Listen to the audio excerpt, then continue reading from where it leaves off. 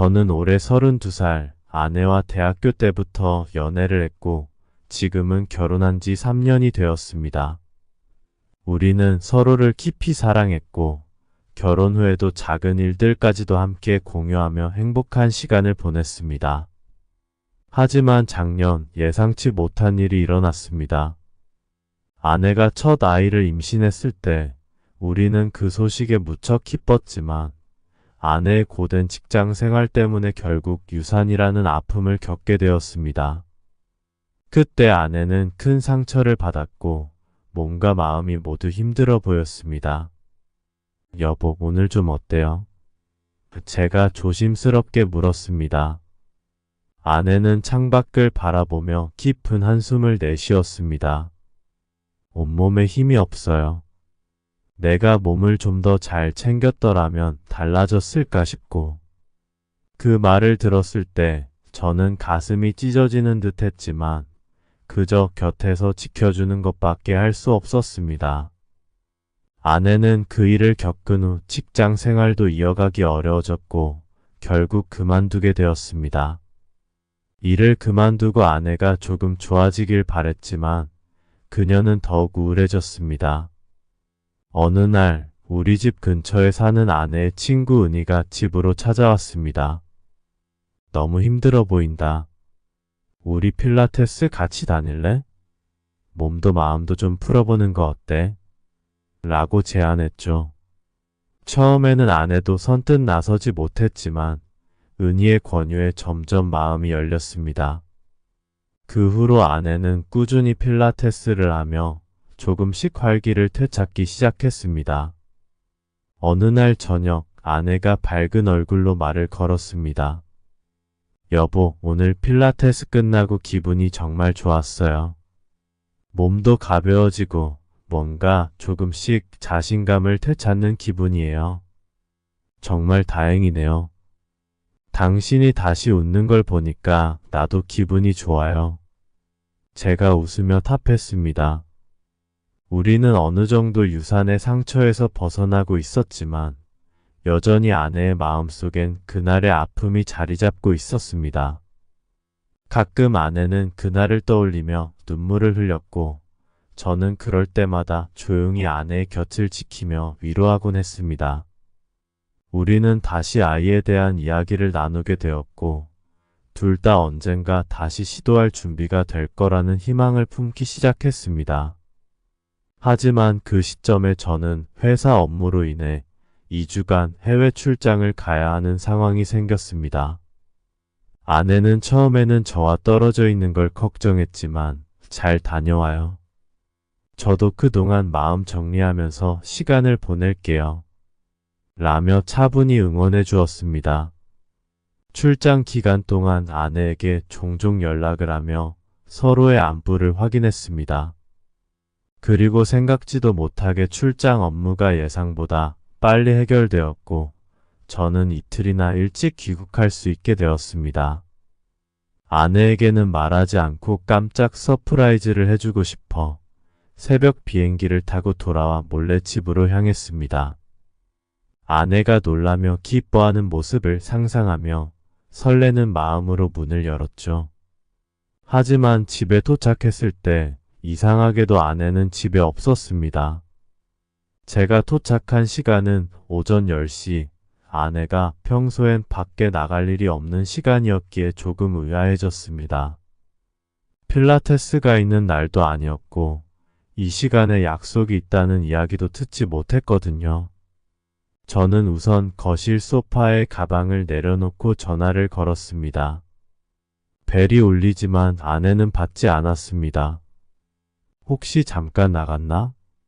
하는 생각에 걱정하지 않으려 했지만 마음 한편에서는 불안함이 서서히 고개를 들기 시작했습니다. 그래서 다시 전화를 걸었습니다. 이번에는 다행히 아내가 전화를 받았습니다. 여보, 어디 있어요? 소연은 약간 긴장한 듯한 목소리로 대답했습니다. 은희가 쇼핑하자고 해서 나왔어요. 당신 이 시간에 어떻게 전화를 해요? 그래요? 그럼 빨리 와요. 나 일이 빨리 끝나서 당신 서프라이즈 해주려고 일찍 귀국했는데 당신이 보이지 않아서 실망했어요. 저는 별다른 의심 없이 통화를 끝내고 배가 고파 집 근처 식당으로 밥을 먹으러 나갔습니다. 그런데 음식을 먹고 있을 때 은희가 혼자 개를 산책시키고 있는 모습이 보였습니다. 소연은 분명 은희와 함께 있다고 했는데 은희는 혼자 있었습니다. 저는 서둘러 계산을 마치고 가게를 나섰습니다. 하지만 은희는 어디로 사라지고 보이지 않았습니다. 저는 곧바로 은희에게 전화를 걸어 물었습니다. 은희 씨, 혹시 소연이랑 같이 있지 않나요? 은희는 당황한 듯 대답했습니다. 아니요, 왜요? 무슨 일 있어요? 아, 소연이가 보이지 않아서요. 저 지금 혼자 산책 중인데. 혹시 소연이와 싸웠어요? 아니요, 별일 아니에요. 그냥 물어본 거예요. 그때 은희가 갑자기 어머나 걔가 도망갔어요. 나중에 다시 전화할게요. 하고는 급히 전화를 끊었습니다. 저는 순간 이상한 느낌이 들었습니다. 소연이 왜 거짓말을 했을까? 은희랑 함께 있지 않다면 도대체 어디에 있었던 걸까? 집으로 돌아오는 길 내내 머릿속이 복잡했습니다. 그날 이후 소연의 행동은 점점 더 의심스러워졌습니다. 아내는 필라테스를 시작한 이후로 그 시간에만 외출하곤 했는데 최근 들어선 필라테스와 상관없이 자주 집을 비우는 것 같았습니다. 저는 아내가 한동안 우울증을 겪었을 때 혹시나 무슨 일이 생길까 걱정되어 그녀의 휴대폰의 위치 공유 앱을 설치한 적이 있었습니다. 당시에는 아내의 안전을 위한 선택이었지만 이제는 그 앱을 전혀 다른 목적으로 사용하게 되리라곤 상상도 못했습니다. 출근 중 문득 아내의 위치가 신경 쓰여 앱을 켰습니다. 아내는 집에 있지 않았고 어디론가 이동 중이었습니다. 이상한 생각이 들어 전화를 걸어봤지만 받지 않았습니다. 점점 불안해지는 마음의 위치를 계속 추적했습니다. 아내는 20분을 이동한 후 멈췄고 그 위치를 확인한 순간 저는 숨이 턱 막히는 기분이었습니다. 바로 고급 호텔이었습니다. 아내가 왜 이런 곳에 있는지 상상만 해도 분노가 치밀어 올랐습니다. 결국 저는 참지 못하고 회사에 조퇴를 요청한 후 호텔로 향했습니다. 호텔 앞에 차를 세우고 사람들을 지켜보며 아내가 혹시 다른 남자와 함께 나오는 것은 아닐까 하는 두려움에 사로잡혔습니다. 시간이 지나 1시간이 조금 넘었을 때 아내가 호텔에서 나왔습니다. 피곤해 보이는 얼굴로 서 있는 아내 앞에 검은 차가 멈춰 섰습니다. 아내는 차에 올라탔고 차는 곧바로 떠났습니다. 저는 화가 치밀어 오르면서도 그 차를 쫓아가기로 결심했습니다. 그러나 복잡한 도로와 신호등에 걸려 결국 그 차를 놓치고 말았습니다. 얼른 휴대폰을 꺼내 아내의 위치를 추적하려고 했지만 아내의 휴대폰은 꺼져 있었습니다. 분노와 혼란 속에 집으로 돌아왔지만 아내는 여전히 돌아오지 않았습니다. 아내가 다른 남자와 함께 있는 모습이 상상이 되며 가슴이 답답해졌습니다. 화장실로 가서 찬물로 얼굴을 씻으며 마음을 진정시키려 했습니다. 어떻게 아내의 배신을 대해야 할지 모르겠지만 이대로 당할 수는 없다는 생각이 들었습니다. 아내는 저녁 8시 40분이 되어서야 집으로 돌아왔습니다. 그녀는 뭔가 말하려는 듯 했지만 잠시 머뭇거렸습니다. 오늘 어디 갔어요? 은희 만나러 갔어요? 제가 차분하게 물었지만 속은 불타고 있었습니다.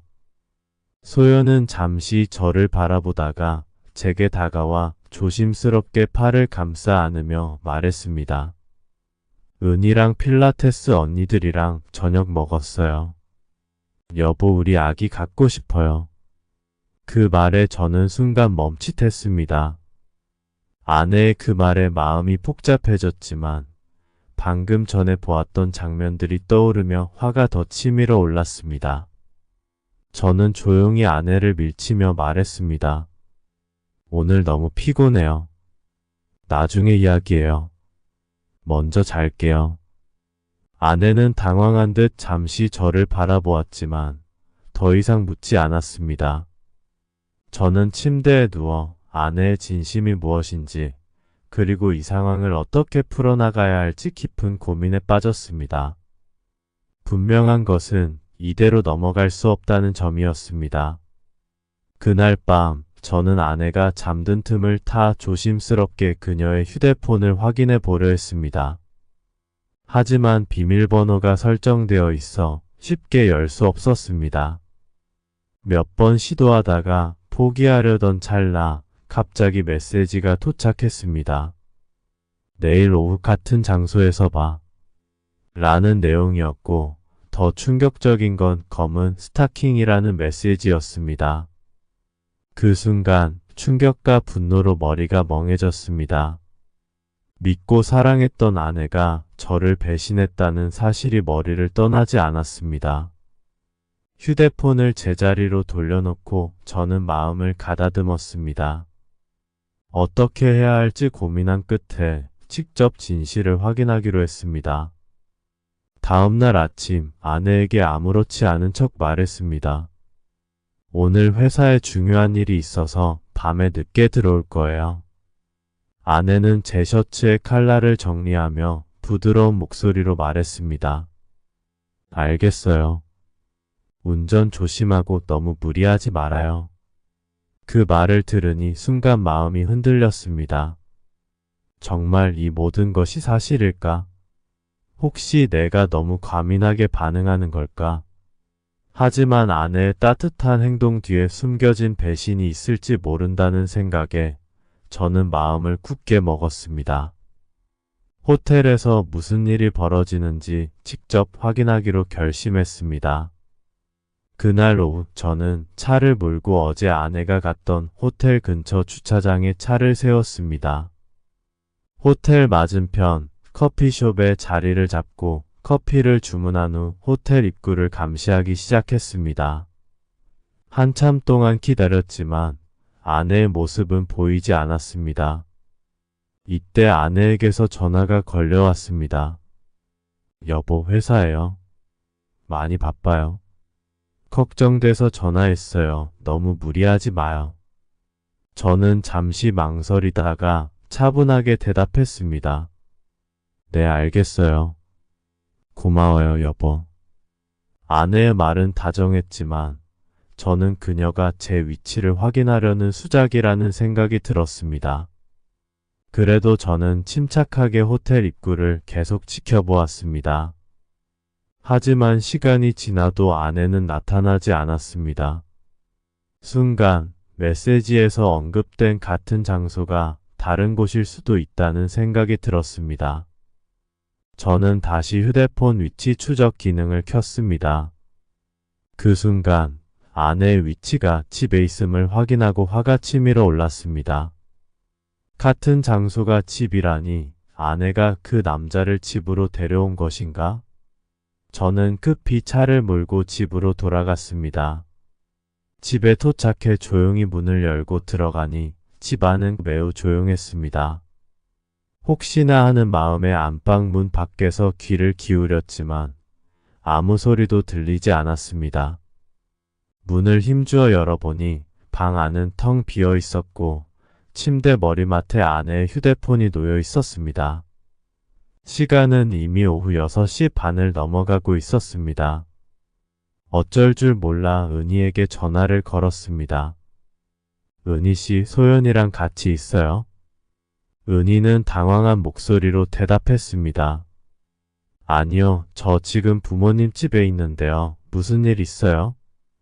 아내가 집에 있다는 위치 정보는 정말 혼란스럽기만 했습니다. 하지만 무언가 의심스러운 이 상황에서 저는 쉽게 포기할 수 없었습니다. 1시간이 지나 집 현관문에서 소리가 났습니다. 문을 열어보니 아내가 짧은 치마와 검은 스타킹을 입고 서 있었습니다. 그녀는 놀란 표정이었고 눈빛에는 죄책감이 가득해 보였습니다. 여보, 오늘 늦게 온다고 하지 않았어요? 아내가 얼굴이 붉어지며 물었습니다. 그 순간 아내의 완벽한 몸매와 그 검은 스타킹을 입은 모습을 보며 잠시 마음이 흔들렸습니다. 그러나 다시 정신을 차리고 냉정하게 물었습니다. 당신 이렇게 입고 어디 갔다 온 거예요? 필라테스 하러 간 복장이 아닌데요. 아내는 순간 당황한 듯 머뭇거리더니 억지로 미소를 지으며 대답했습니다. 아, 오늘 필라테스 언니들이랑 모임 있었어요. 노래방에 가서 놀자고 해서 이렇게 입고 나갔어요. 며칠 동안 아내는 제 눈치를 본 듯 했습니다. 제가 출근을 해도 집에만 머물며 필라테스 외에는 별다른 외출을 하지 않았죠. 아내의 외도를 의심하면서도 확실한 증거를 찾지 못해 답답함이 가득했습니다. 하지만 기회는 쉽게 오지 않았습니다. 저는 한동안 회사의 일이 바빠 매일 야근을 해야 한다고 아내에게 말했습니다. 그리고 그날도 저는 회사에서 퇴근할 때쯤 아내에게 전화를 걸어 다시 한번 늦게 귀가할 것이라고 알렸습니다. 그렇게 오후 6시쯤 아내의 휴대폰 위치가 다시 움직이기 시작했습니다. 이번에는 낯선 노래주점이 목적지였습니다. 저는 불안감을 느끼며 급히 차를 몰아 그곳으로 향했습니다. 도착한 후 여러 룸을 살펴보다가 마침내 아내가 있는 방을 발견했습니다. 문틈으로 안을 살펴보니 방 안에는 약 10명 정도의 남녀가 있었고 그 중에는 아내와 그녀의 필라테스 친구들인 은희, 윤진도 있었습니다. 은희는 젊은 남자에게 안겨 활짝 웃으며 가볍게 애정 표현을 하고 있었고 윤진은 더욱 방탕하게 젊은 남자와 춤을 추고 있었습니다.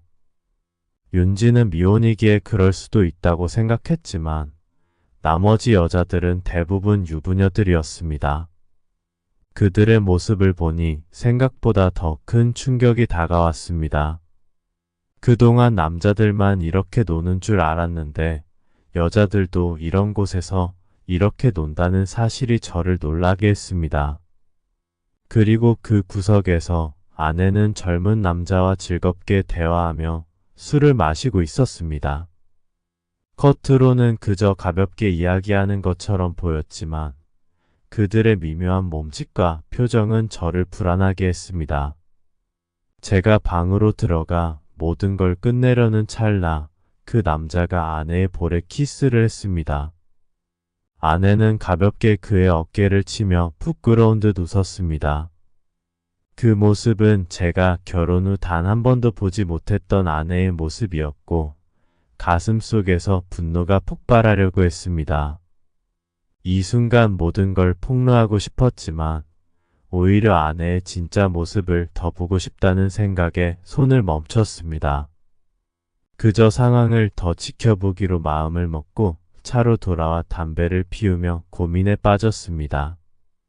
차 안의 담배 연기 속에서 취해 비틀거리는 여자들이 나오는 것을 보았습니다. 은희와 윤진 그리고 다른 여자들이 함께 있었습니다. 물론 그들과 함께 있던 남자들도 그들을 부축하며 나왔습니다. 그들은 2대의 차로 나누어 타고 떠났습니다. 저는 아내가 탄 차를 따라갔고 아내와 은희는 같은 차에 타고 있었으며 윤지는 다른 방향으로 떠났습니다. 차는 결국 한 호텔 앞에 멈췄습니다. 호텔을 보니 마음속에서 불타는 분노와 배신감이 뒤섞이며 복잡한 감정이 밀려왔습니다. 그런데 좀 이상한 일이 벌어졌습니다. 아내와 함께 술을 마시던 남자는 내리지 않았고 택시는 다시 출발했습니다. 의아한 마음에 저는 그 택시를 다시 따라갔습니다. 하지만 가면서 점점 이상한 기분이 들었습니다. 택시가 향하는 방향이 다름 아닌 저희 집 방향이었기 때문입니다. 조금 후 아내와 그 남자는 택시에서 내렸습니다. 그 남자가 아내를 부축하려고 손을 뻗었지만 아내는 그 손을 뿌리치며 혼자 가겠다고 말했습니다. 그리고는 다른 쪽을 가리키며 그 남자를 내쫓는 듯한 모습을 보였습니다. 아내는 술에 취해 비틀거리며 집으로 향했고 그 남자는 머리를 절레절레 흔들며 다시 택시를 타고 떠났습니다. 그 장면을 보고 저는 약간의 안도감을 느끼며 주차장에 차를 세우고 집으로 향했습니다. 집에 들어가니 아내는 소파에 쭈그린 채로 잠이 들어 있었습니다. 그 모습을 보니 안쓰럽기도 하고 마음이 복잡해지기도 했습니다. 저는 오늘 있었던 일은 굳이 말하지 않기로 했습니다. 아내를 조심스럽게 안고 침실로 옮기려 그녀를 들어 올렸습니다. 그때 아내가 잠에서 깨어났습니다. 두 손으로 제 목을 감싸며 얼굴을 제게 비비더니 낮고 나른한 목소리로 말했습니다. 여보 언제 왔어요? 미안해요. 오늘 친구들이랑 술 좀 마셨어요. 저는 아내의 얼굴을 바라보며 부드럽게 물었습니다. 무슨 일이 있었어요? 왜 이렇게 술을 많이 마셨어요? 아내는 길고 풍성한 속눈썹을 살짝 떨며 붉은 입술로 미소를 지었습니다. 그냥 기분이 안 좋았어요. 언니들이 기분 풀자고 해서 따라갔는데 금방 왔어요. 그러면서 아내는 제 품으로 몸을 기울이며 편안한 자세를 찾았습니다. 아내의 행동에 제 안에 있던 분노는 어느새 완전히 사라져 버렸습니다. 몸이 조금 뻣뻣해지며 저는 속삭이듯 말했습니다. 그래요. 그래도 재미있게 놀다 왔어요. 아니요. 제가 생각했던 그런 게 아니어서 그냥 왔어요. 아내는 제 질문에 대답하면서도 점점 목소리가 작아졌고 이내 다시 잠에 빠졌습니다. 그녀를 침대에 눕히고 나서 아내의 얼굴을 보며 예전 신혼 때가 떠올랐습니다. 그 시절 출장을 가지 않았을 때는 아내가 매일 밤 소파에서 저를 기다렸고 제가 돌아오면 아내를 조심스럽게 안고 방으로 데려가곤 했습니다. 그때는 모든 것이 단순했고 행복했던 기억으로 남아 있습니다. 어쩌면 내가 생각한 만큼 모든 것이 나쁘지 않을지도 모르겠다. 라는 생각이 들기 시작했습니다. 아내는 여전히 저를 사랑하고 있고 저도 여전히 아내를 사랑하고 있었습니다. 잠시 망설였지만 결국 아내의 입술에 가볍게 키스를 하고 화장실로 향했습니다. 샤워를 하며 저는 복잡했던 생각을 잠시 내려놓기로 했습니다. 지금은 그저 모든 것을 잊고 싶었습니다. 아내의 몸에서 나는 은은한 술 냄새도 이상하게 기분 나쁘지 않았습니다. 오히려 조금은 새로운 매력이 느껴졌습니다. 아내의 머릿결에서 나는 익숙한 샴푸 향기는 여전히 제가 좋아하는 향이었고 그 향기 속에서 안정을 찾을 수 있었습니다. 샤워를 마치고 침대로 돌아온 저는 아내의 균형 잡힌 호흡 소리를 들으며 천천히 눈을 감았습니다. 모든 복잡했던 감정들이 잠시 사라지는 듯했고 그렇게 아내와 함께 편안하게 잠에 들었습니다. 다음날 아침 눈을 떴을 때 아내는 이미 옆에 없었습니다. 아내가 일찍 일어나 아침 식사를 준비하러 갔나 싶어 부엌으로 향했지만 부엌은 텅 비어 있었고 조용했습니다. 잠시 당황하며 주위를 둘러보니 책상 위에 작은 쪽지가 남겨져 있었습니다. 여보, 집에 먹을 것이 없어서 장 보러 갔다 올게요. 쪽지를 읽는 순간 어제의 모든 분노와 혼란스러운 감정들이 서서히 가라앉기 시작했습니다. 내가 너무 과민 반응한 걸까?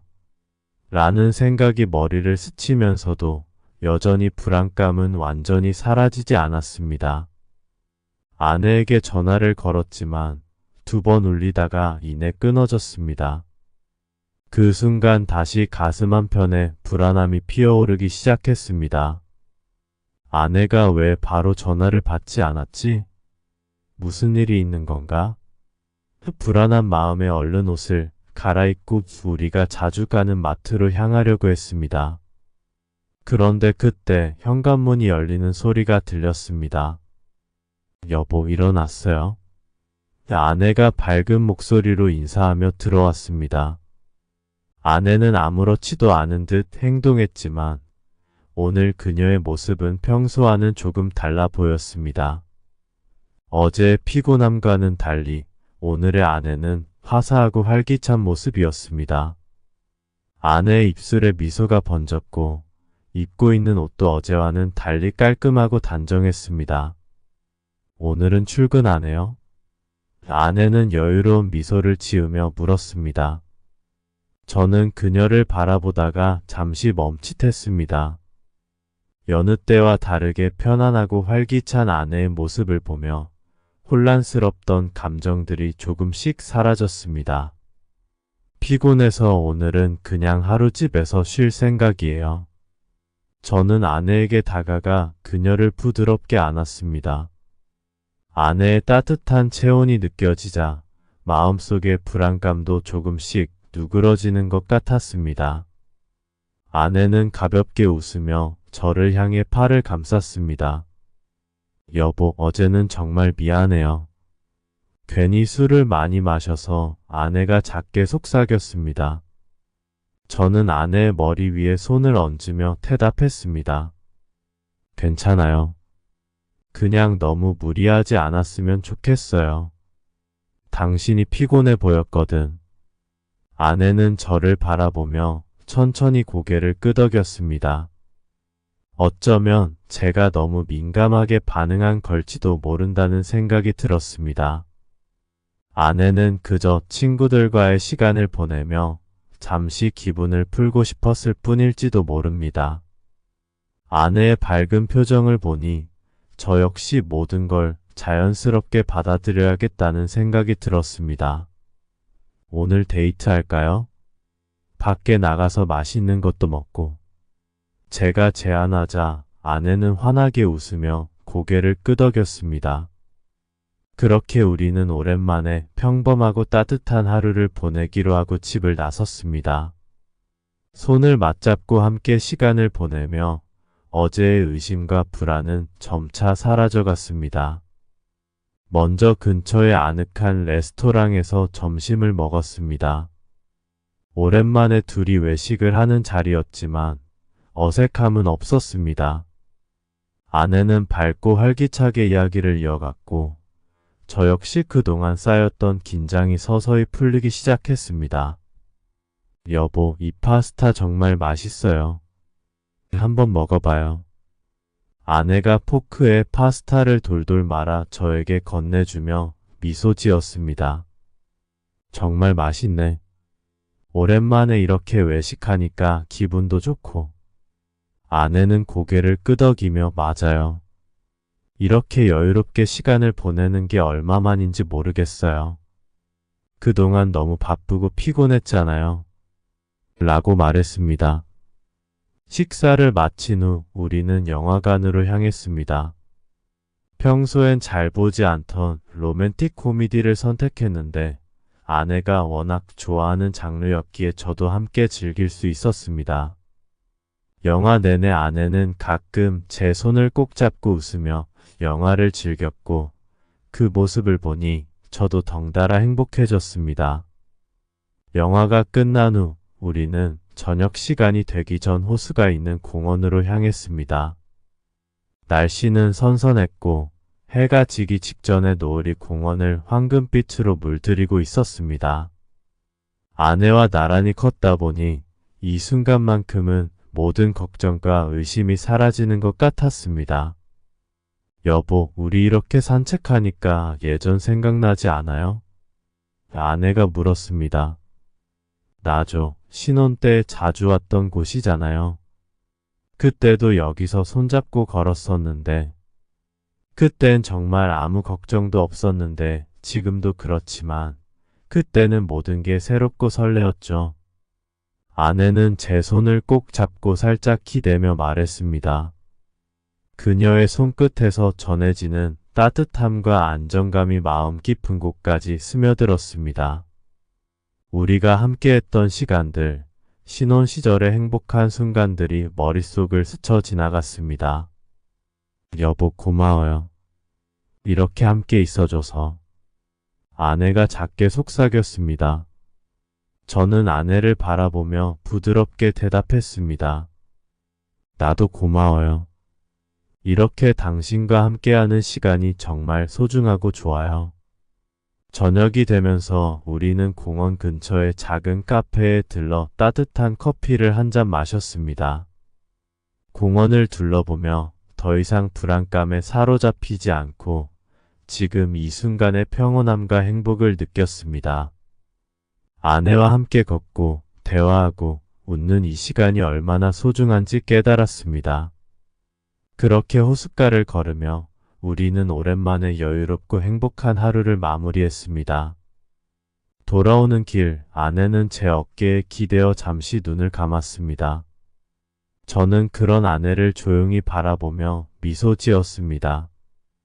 어쩌면 이 평범한 일상 속에서 느끼는 안정감이야말로 우리가 찾고 있던 행복일지도 모르겠다는 생각이 들었습니다.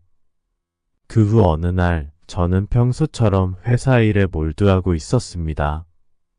모든 것이 평온하게 돌아가고 있었고 아내와의 관계도 점차 안정되어 가는 것처럼 보였습니다. 하루는 업무로 인해 집 근처의 한 사무실에 들르게 되었습니다. 일정을 마친 후 마침 점심시간이었기에 집에 들러 아내에게 밥을 차려달라고 할까? 하는 생각이 잠깐 들었습니다. 그러나 갑작스럽게 요리를 부탁하는 건 아내에게 부담이 될 수 있다고 생각해서 주변 식당에서 간단히 먹고 회사로 복귀하기로 했습니다. 저는 2층에 있는 작은 식당에서 점심을 먹었습니다. 조용한 공간에서 혼자 식사를 마치고 창밖을 무심코 바라보던 순간 익숙한 실루엣이 눈에 들어왔습니다. 흰 셔츠에 파란 청바지를 입은 모습. 바로 저의 아내 소연이었습니다. 그 옆에는 한 남자가 있었습니다. 그들은 함께 걷고 있었고 저는 그 광경을 보고 가슴이 철렁 내려앉는 기분이 들었습니다. 소연이? 저 남자는 누구지? 그 순간 머리가 멍해지며 생각이 복잡해졌습니다. 저는 서둘러 달려나갔습니다. 하지만 그들은 이미 검은 차를 타고 떠나고 있었습니다. 차는 빠르게 사라졌고 저는 그 뒤를 쫓을 수 없었습니다. 그 자리에 멍하니 서 있는 저 자신을 발견하며 가슴 속에서 엄청난 불안감이 밀려왔습니다. 아내가 다른 남자와 함께 있는 모습을 본 순간부터 마음속은 마치 바늘로 찌르는 듯한 고통으로 가득 찼습니다. 그 차, 어디서 본 익숙한 차였는데 호텔 앞에서 봤던 그 장면이 다시 떠올랐습니다. 그때와 마찬가지로 이번에도 나에게 뭔가를 숨기고 있는 걸까? 이대로 두고 볼 수 없다는 생각에 저는 급히 아내에게 전화를 걸었습니다. 그러나 전화는 몇 번 울리더니 바로 끊어졌습니다. 아내가 제 전화를 일부러 받지 않는다는 사실에 가슴 속의 불안감은 점점 커져만 갔습니다. 설마, 정말로? 머릿속에 온갖 생각이 휘몰아쳤고 그 생각들은 곧 분노로 변해갔습니다. 믿었던 아내가 저를 배신하고 있다는 사실을 받아들이는 것이 너무나도 힘들었습니다. 저는 분노와 슬픔이 뒤섞인 채로 주먹을 꽉 쥐고 서 있었습니다. 차갑고도 무겁게 가라앉는 마음을 어떻게 해야 할지, 이 모든 상황을 어떻게 해결해야 할지 몰랐습니다. 이대로 두고 볼 수는 없어. 저는 마음속으로 결심했습니다. 어쩌면 지금이야말로 진짜 답을 찾아야 할 순간일지도 모릅니다. 더 이상 불안과 의심 속에서 고통받으며 살 수는 없었습니다. 분명히 아내와 그 남자가 무언가를 숨기고 있다는 확신이 들었고, 이제는 그 진실을 밝혀야 한다는 생각이 강하게 들었습니다. 잠시 망설이다가 아내에게 전화를 걸었습니다. 마음속에서 의심과 불안이 가득 찼지만 저는 그녀의 생각을 확인하고 싶었습니다. 첫 번째 전화는 몇 초 만에 끊겼습니다. 그 순간 얼굴이 굳어지며 심장이 빠르게 뛰기 시작했습니다. 머릿속에 온갖 생각이 스쳐 지나갔습니다. 왜 전화를 안 받지? 무슨 일이 있는 걸까? 더 이상 참지 못하고 다시 전화를 걸었습니다. 이번에는 전화가 오래 울리더니 마침내 아내가 받았습니다. 여보, 무슨 일이에요? 아내의 목소리는 평소처럼 차분했지만 어딘가 이상했습니다. 마치 누군가와 함께 있는 듯한 느낌이 들었고 목소리 뒤로는 컵이 떨어져 깨지는 소리가 들려왔습니다. 그 소리가 어떤 상황을 의미하는지 너무나도 잘 알 것 같았습니다. 저는 마음속에 차오르는 분노를 억누르며 깊게 숨을 들이마셨습니다. 아무것도 아니에요. 업무 때문에 집 근처에 왔다가 잠깐 들렀는데 당신이 없어서 걱정돼서요. 어디에요? 아내는 약간 불안한 듯한 목소리로 대답했습니다. 나 지금 은이랑 커피 마시고 있어요. 좀 이따 집에 갈게요. 여보, 회사에서 일 봐요. 하지만 그녀의 말은 끊기고 이어지기를 반복했습니다. 전화 연결 상태가 좋지 않은 것처럼 들렸지만 그 순간 제 마음은 의심으로 가득 차 있었습니다. 그러다 갑자기 아내는 놀란 듯한 목소리로 말했습니다. 여보, 지금은 얘기하기 좀 불편해요. 나중에 집에 가서 이야기해요. 그러고는 전화를 끊어버렸습니다. 더 이상 참을 수 없는 분노가 치밀어 올랐습니다. 이 배신자라는 생각이 머릿속을 가득 채웠습니다. 저는 자조적인 웃음을 지으며 한숨을 내쉬었습니다. 씁쓸한 마음을 안고 다시 회사로 향했고 사무실 의자에 앉아 멍하니 시간을 보냈습니다. 머릿속은 혼란스러워 어떤 생각도 정리되지 않았습니다.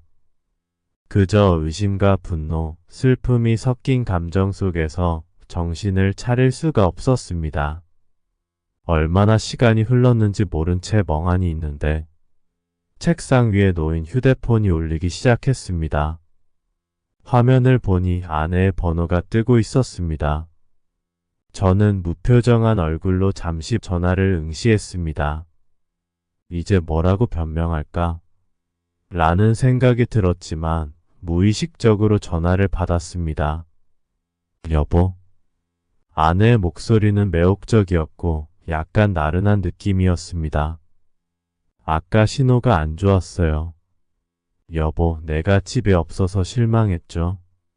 아내는 미안한 듯한 목소리로 말했습니다. 만약 제가 상황을 모르는 상태였다면 그녀의 말에 감동했을지도 모릅니다. 하지만 지금은 그저 거짓말이라는 생각만 들었습니다. 저는 차분하게 하지만 냉랭한 목소리로 물었습니다. 정말 커피만 마시고 있었어요? 은희 씨랑? 아내는 약간 당황한 듯 잠시 머뭇거리더니 응, 맞아요. 은희랑 만나서 이야기 좀 했어요. 왜 그래요? 여보, 뭔가 기분 나쁜 거 있어요? 라고 물었습니다. 하지만 저는 더 이상 그녀의 말에 속고 싶지 않았습니다. 마음속에서 모든 게 무너지는 기분이 들면서 저는 아내의 변명에 지쳐가는 자신을 느꼈습니다. 아니에요. 별일 없으면 됐어요.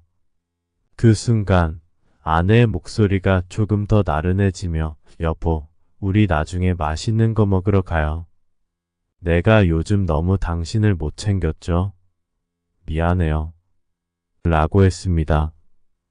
저는 아무 말 없이 그녀의 말을 듣고 있었지만 마음속에서는 점점 그녀에 대한 믿음이 무너져 내리고 있었습니다.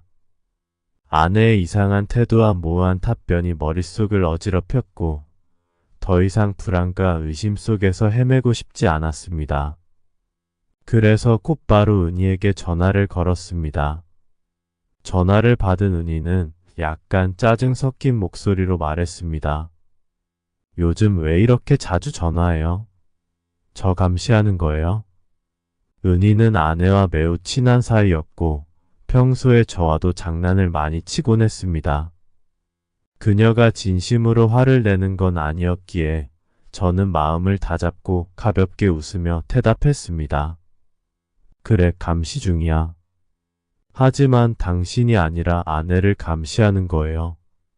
저의 말에 은희는 잠시 침묵하더니 농담은 그만하자는 듯 목소리를 낮췄습니다. 농담은 이제 그만하고 무슨 일이에요?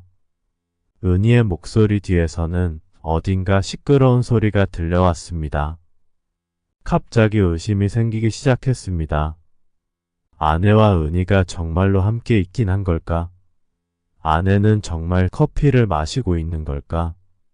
아내의 너무도 자연스러운 말투가 오히려 저를 더욱 혼란스럽게 만들고 있었습니다. 은희 씨, 소연이 옆에 있죠? 전화를 받지 않아서요. 전화 좀 바꿔줘요. 제 가슴은 점점 더 불안해졌습니다. 은희의 대답이 어떤 것일지 머릿속에서 수백 가지 생각이 스쳐 지나갔습니다. 은희는 잠시 당황한 듯 대답했습니다. 소연이 지금 화장실 갔어요. 이따 소연이한테 전화하라고 할게요. 저는 숨을 깊이 들이마시며 감정을 억누르려 했지만 그 순간 참을 수 없었습니다. 이제 더는 은희의 거짓말을 받아들이기 힘들었습니다. 은희 씨, 거짓말 그만하고 소연이 지금 누구랑 있는지 빨리 말해요. 내가 당신들이 노래주점에서 남자들이랑 놀아나고 당신이 그 남자와 호텔 들어가는 거 다 봤거든요. 게다가 차량 블랙박스에 찍힌 영상도 있어요. 내가 이 영상을 당신 남편에게 보여주면 어떻게 될까요? 제 목소리는 거의 이를 악문 채 나왔고 은희는 그 말을 듣고 순간적으로 크게 당황한 듯 말을 잃었습니다. 저는 숨을 고르며 한동안 아무 소리도 들리지 않는 전화기 너머에서 은희의 당황스러운 숨소리만 들었습니다. 은희 씨, 지금 어디예요? 저는 감정을 억누르며 차분하게 다시 물었습니다. 은희는 잠시 침묵하다가 떨리는 목소리로 대답했습니다. 지금 집에 있어요. 민수 씨, 아까 무슨 얘기예요? 어디서 봤다는 거죠? 그제야 은희가 정신을 차린 듯 저에게 물었습니다. 그녀의 목소리에는 두려움이 섞여 있었습니다. 저는 더 이상 그녀의 변명을 들을 수 없었습니다. 내가 당신 집으로 갈 테니 그 자리에서 꼼짝 말고 기다려요. 누구에게도 전화하지 말고. 아니면 그 영상 지금 당장 당신 남편에게 보여줄 거예요. 제 목소리는 단호했습니다. 남의 가정이 파탄나는 걸 원하지 않았지만 지금 이 순간에는 아내의 진실을 알아내는 것이 가장 중요했습니다. 아내와 가장 가까운 사람인 은희를 통해서만 진실에 다가갈 수 있을 것 같았습니다. 그래서 저는 그날 영상을 보관하고 있었습니다. 사실 그 영상을 공개할 생각은 없었지만 지금은 아내가 무엇을 숨기고 있는지 그리고 그 진실을 밝히기 위한 최후의 수단으로 사용할 수밖에 없었습니다. 저는 은희의 대답을 기다리며 차를 몰고 그녀의 집으로 향했습니다. 오늘은 기필코 모든 걸 알아내겠어. 라는 생각뿐이었습니다. 은희의 집에 도착해 초인종을 누르자 얼마 되지 않아 그녀는 문을 열었습니다. 그녀의 얼굴은 불안감으로 가득 차 있었습니다. 현관문을 열자마자 은희는 당황한 얼굴로 저를 바라보며 말했습니다. 민수 씨, 제발 남편에게만은 말하지 말아주세요. 제가 시키는 대로 다 할게요. 제발. 그녀는 두 손을 싹싹 빌며 애원했습니다. 하지만 저는 그런 은희의 모습을 무시한 채 집 안으로 들어갔습니다. 한마디도 하지 않고 거실의 소파로 향해 앉았습니다. 그리고 차가운 목소리로 그녀에게 말했습니다. 은희 씨, 기회는 딱 한 번이에요. 오늘 나는 두 가정을 파탄낼 각오를 하고 왔어요. 그러니까 거짓말은 이제 그만하고 내가 묻는 것에만 대답해요. 소연이 도대체 어떻게 된 거예요? 지금 같이 있는 남자는 누구고 소연이랑 무슨 관계인지 말해봐요. 제 말에 은희는 크게 한숨을 내쉬며 마침내 입을 열었습니다. 그녀는 저를 제대로 바라보지도 못한 채 떨리는 목소리로 진실을 털어놓기 시작했습니다. 소연이는 유산 후 정말 힘들어했어요. 제가 필라테스를 소개한 것도 그때였어요. 소연이를 기운을 차리게 할 방법이 필요했으니까요. 그런데 필라테스를 같이 하던 사람들 중에 이상한 종교를 믿는 사람이 있었어요. 처음엔 아무렇지 않게 다가오더니 차차 소연이를 그 단체에 끌어들였어요. 그 말을 듣는 순간 가슴 속에 무언가 무너지는 듯한 기분이 들었습니다. 무슨 종교라는 거죠? 도대체 무슨 일이 일어나고 있는 거예요? 저는 더 이상 침착함을 유지할 수 없었습니다. 그 사람들 남녀가 호텔이나 비밀 장소에 모여서 집단으로 수련을 한다고 해요. 소연이는 그 모임에 푹 빠졌어요. 완전히 자신을 헌신할 준비가 되어 있는 것 같더라고요. 은희는 말하기 어려워하는 듯 잠시 말을 멈췄습니다. 당신은 왜 지금까지 날 속였어요? 소연이와 똑같이? 저는 은희를 바라보며 차갑게 물었습니다. 은희는 한숨을 쉬며 떨리는 목소리로 대답했습니다. 소연이가 부탁했어요. 제발 민수 씨에게 말하지 말아달라고요. 본인도 이게 뭔가 잘못된 걸 알지만 그 사람들 없이는 견딜 수 없대요. 그들이 마치 가족처럼 느껴진다고. 저도 한동안 그 사람들에게 포교를 당할 뻔했지만 거기까진 가지 않았어요. 하지만 소연이의 부탁을 거절할 수 없었어요. 그녀의 말을 듣는 순간 마치 머릿속이 새하얘지는 듯 했습니다.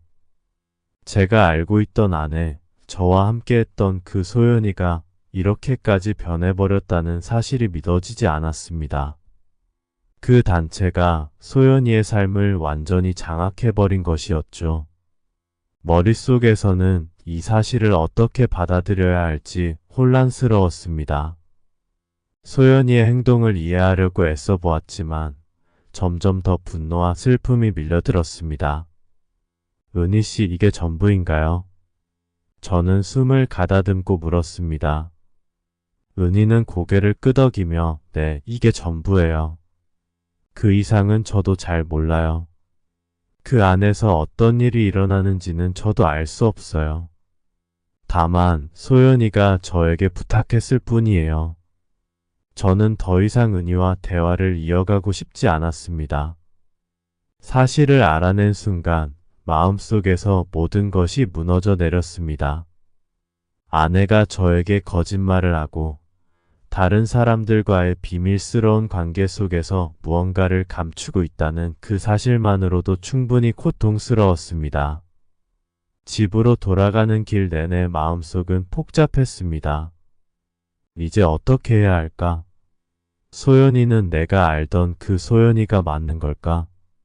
저는 은희가 말한 그 단체에 대해 검색해봤지만 어디에도 정보가 없었습니다. 하지만 은희의 말이 사실이라면 그 단체는 종교의 탈을 쓴 악마나 다름없다는 생각이 들었습니다. 그제야 아내의 불륜이 사실이라는 확신이 들었고 마음이 찢어질 듯 아팠습니다. 오랜 시간 함께한 아내, 제가 항상 착하고 성실하다고 믿어왔던 그녀가 저를 배신하고 있다는 사실을 받아들이기 힘들었습니다. 한편으로는 아내가 그 단체의 피해자일지도 모른다는 생각이 들었습니다. 이제는 아내와 숨김없이 깊은 대화를 해볼 필요가 있다는 걸 깨달았죠. 그러나 그보다 더 중요한 것은 은희가 했던 말이었습니다. 아내가 모든 것을 바칠 준비가 되어 있다. 그 말이 마음속에서 떠나지 않았습니다. 집에 도착하자마자 저는 바로 안방의 화장대 서랍에서 통장을 찾았습니다. 하지만 통장은 오랫동안 정리되지 않아 잔고에 대한 기록이 남아있지 않았습니다. 우리 집은 지출과 통장 관리를 아내가 해왔고 저는 그녀를 철저히 믿었기에 그 안에 얼마가 있는지 정확히 몰랐습니다. 몇 달 전 집을 매매하기 위해 아내와 함께 현재 전세금과 통장 잔고, 퇴출해야 할 금액을 계산한 적은 있었지만 지금은 상황이 완전히 다를 수 있다는 생각이 들었습니다. 통장을 들고 은행으로 향했습니다. 은행 ATM기에서 통장을 정리한 후 잔고를 확인하는 순간 하늘이 무너지는 듯한 충격을 받았습니다. 잔고는 바닥났고 큰 금액이 여러 차례 인출된 기록이 남아 있었습니다. 모두 최근에 발생한 일이었죠.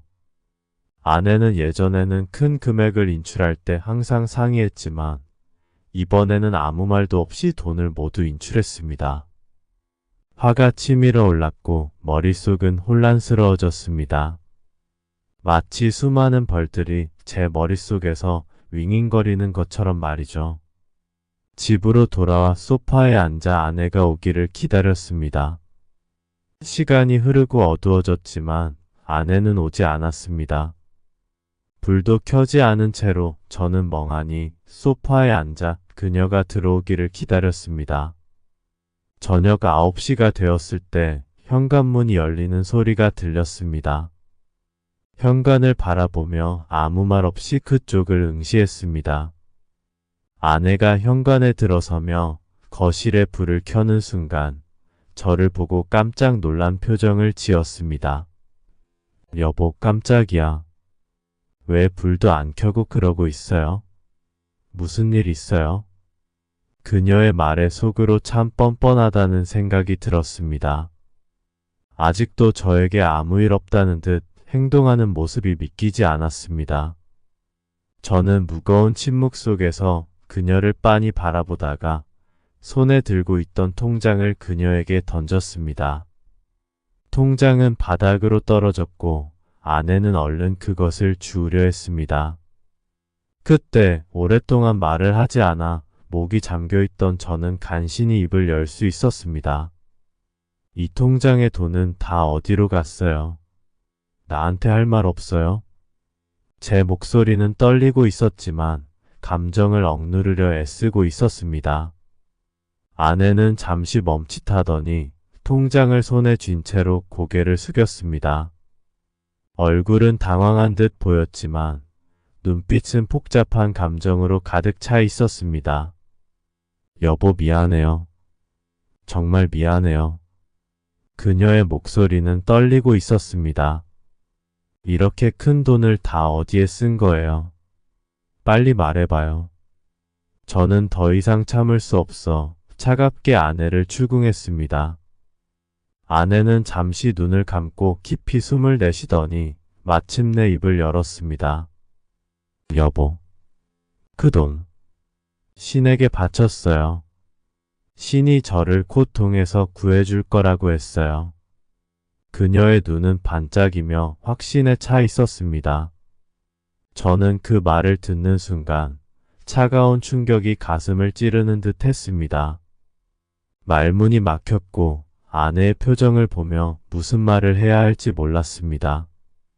그동안 아내에게 가졌던 신뢰가 단번에 무너지는 기분이었습니다.